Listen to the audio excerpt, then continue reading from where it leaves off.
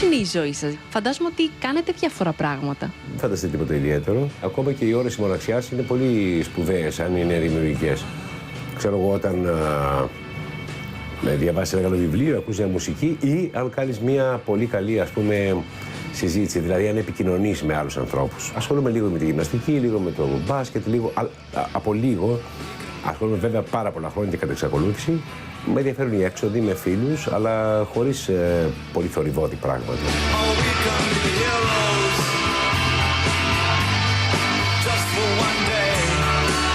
Αν θυμάμαι καλά, δεν είσαστε από τους ανθρώπους ή από τους ηθοποιούς έτσι, στα φώτα της δημοσιότητας, στη showbiz. Δεν το έχετε αυτό. Ποτέ δεν το είχατε. Δεν με ενδιαφέρει καθόλου. Τα θεωρώ γελία πράγματα αυτά. Πρώτα απ' όλα, ο όρος showbiz είναι ηλίθιος. Δεν υπάρχει ούτε show στην Ελλάδα, ούτε biz. Αυτά είναι για να κοροϊδευόμαστε μεταξύ μας. Είναι γελία πράγματα. Η Ελλάδα είναι μια χώρα, βλέπετε εσείς την κατάσταση που βρισκόμαστε. Δυστυχώς. Και αντί να κοιτάξουμε να κάνουμε τη δουλειά μας, ασχολούμαστε με όλες αυτές τις ανοησίες.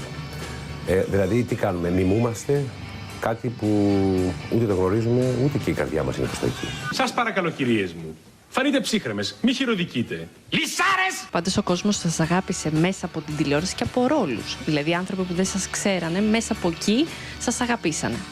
Αυτό σας αρέσει ή πιστεύετε ότι είναι κάτι ότι προτιμάτε να σας ξέρει ο άλλος για να σας αγαπήσει? Δεν θέλω να με ξέρει καθόλου. Σας βεβαιώ γι' αυτό.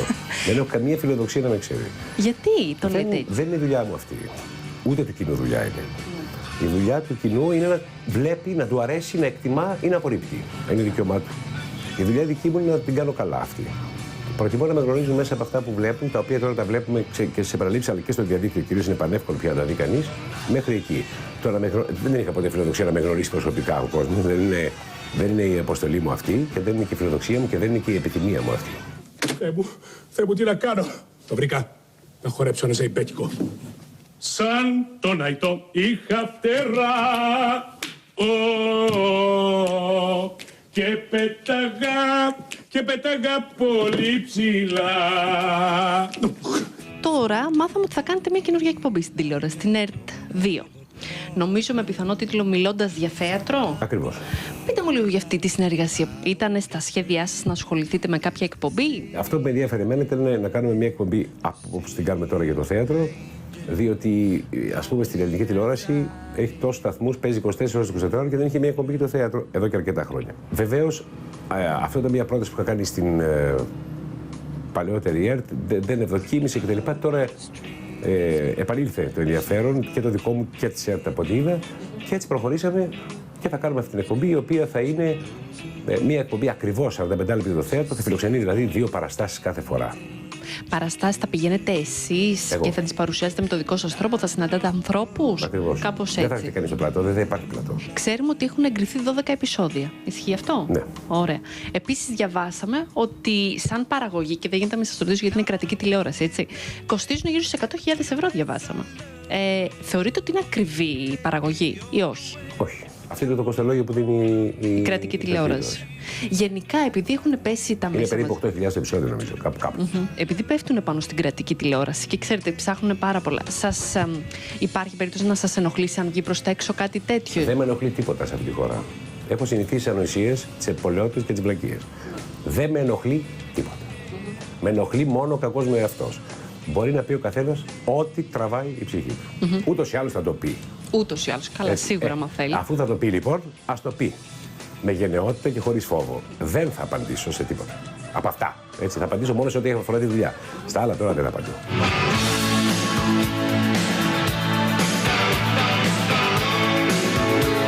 Επειδή αναφερθήκατε στα show και μου είπατε ότι δεν είναι η δουλειά σας, δεν θα σας ενδιαφέρε ποτέ να πάρετε μέρος? Δηλαδή, ο κύριος Φασουλής, ας πούμε, φέτος είναι στο Your Face και ο κύριος Φιλιππίδης. Δεν είναι στις διαθέσεις μου αυτά τα πράγματα.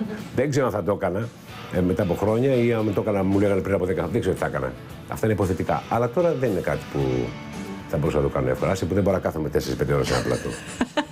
Δεν μπορείτε, θέλετε να είστε υπερκινητικός? Δεν μπορώ να κάτσω καθόλου σε ένα πλατό, να σας πω την αλήθεια. Τώρα πια. Τα έχετε παρακολουθήσει καθόλου? Βεβαίως. Αυτά τα show? Σας αρέσουνε? Αυτό το συγκεκριμένο είναι. Ναι, το είδα τα 2 πρώτα, 3. Νομίζω ότι είναι λίγο μεγάλα σε έκταση. Ναι. Αλλά υπάρχουν και σημεία που είναι πάρα πολύ καλά. Πρέπει ένα στοιχείο να υπάρχει και το εντοπίζει η Επιτροπή, ότι πρέπει να είναι ένα παιχνίδι. Με τον κύριο Φιλιππίδη θα ξανασυνεργαστείτε στο μέλλον? Υπάρχουν αυτό το σκέψεις. καλοκαίρι με τον κύριο Φιλιππίδη. Α. Και τον κύριο Κιμούλη και τον κύριο Χαϊκάλη. Θα κάνουμε τον πλούτο του Αριστοφάνη. Τηλεοπτικά. Γιατί το ρωτάω αυτό. Την τελευταία φορά είχατε έτσι μια ατυχία με το Μη με σκάς. Σας στεναχώρησε? Δεν με στενοχωρεί τίποτα. Μ' αρέσει έτσι όπως Έχω τα πολύ λέτε. πιο σημαντικά πράγματα από το να με στενοχωρήσει το Μη με σκάς. Γιατί όμως? Αφήστε που αυτά, ξέρετε, τα εγχειρήματα είναι δύσκολα στην Ελλάδα. Είναι Μπαλκάνια η Ελλάδα, δεν τα ξεγέλασε. Το ξέρετε τη θεματολογία της σειράς. Ναι, το ξέρω, γι' αυτό ρωτάω. Δεν είναι εύκολα πράγματα. Βέβαια τώρα με το σύμφωνο συμβίωσης και αυτά έχει λίγο εξυγχρονιστεί η Ελλάδα. Αστιεύεστε βέβαια. Όχι έτσι. Όχι. Γιατί το λέτε αυτό? Γιατί δεν έχει εξυγχρονιστεί. Γιατί αν είχε εξυγχρονιστεί η Ελλάδα, δεν θα είμαστε στο χάλι που είμαστε τώρα. Ναι. Είμαστε όλοι υπεύθυνοι για αυτά τα πράγματα. Το ότι έγινε ένας νόμος, και πολύ καλά έγινε, το οποίο έχει ένα νομικό χαρακτήρα, δεν σημαίνει τίποτα. Δεν σημαίνει ότι συνομιλούμε με αυτά.